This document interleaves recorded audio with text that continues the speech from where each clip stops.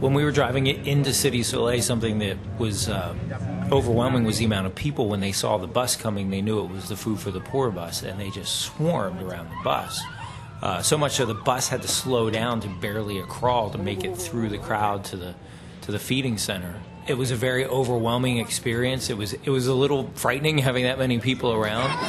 It made me think of Jesus and the crowds around Jesus, and how did he handle all of those people pressing in thinking he was going to help them. And I felt the same way that Food for the Poor represents Jesus to those people, and they're drawn to it, and they want to touch the garment, they want to touch the hem, and they want their lives to be better.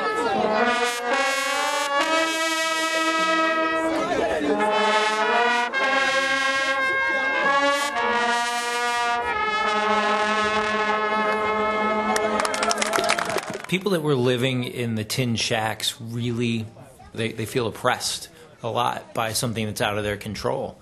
I think they feel like there's no way out for them. We met a woman who had been living in the same shack for 20 years.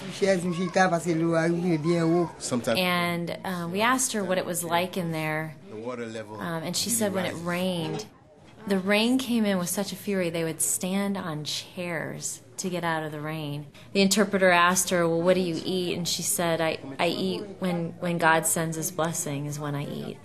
It literally felt like a furnace inside the house. I don't know if I've ever felt such stifling heat. You felt like you had walked into a brick oven.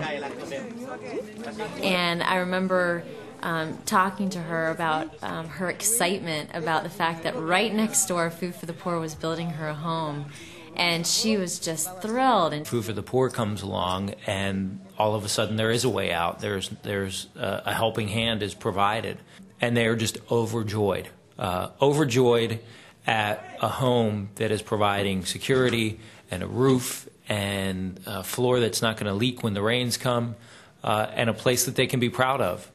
Something that was said by the director of Food for the Poor was, we're going to help one person at a time, one home at a time, and that's the only way to tackle it, is not to take the whole thing on at once, but one by one by one by one. We cannot give a bigger endorsement to an organization. I mean, the way that Food for the Poor provides jobs when they come in. When they come in, they don't just send someone to build homes from the U.S. They bring in the supplies, but they buy whatever they can locally. They hire local men, so suddenly jobs are created. They don't reinvent the wheel. They look to the locals who are already on the ground here to say what are the needs and how do we solve it together. It's not foreigners coming in and trying to fix things as they think it should be done, but talking to the locals, finding out the needs, finding out what infrastructure already exists to make things happen, and then providing the funds and the people and I guess the oomph to make things happen. It's just a legacy. It's a compounded investment when you give to Food for the Poor, and I just can't think of anything better to use your money for.